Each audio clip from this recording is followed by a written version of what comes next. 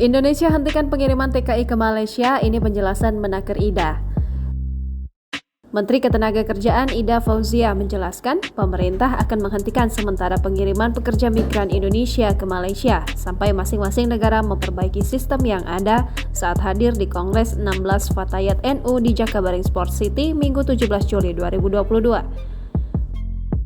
Menurutnya, antara pemerintah Indonesia dan Malaysia sudah melakukan MOU, tapi belum bisa diimplementatif karena masing-masing sedang menyiapkan sistemnya.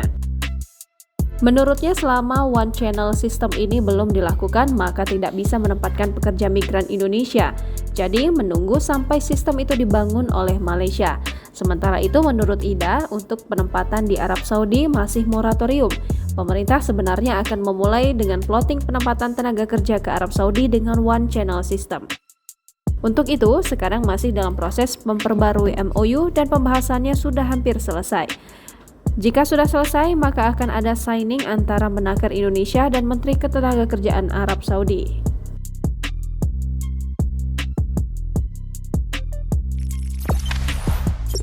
Jangan lupa subscribe, share, komen, dan like ya!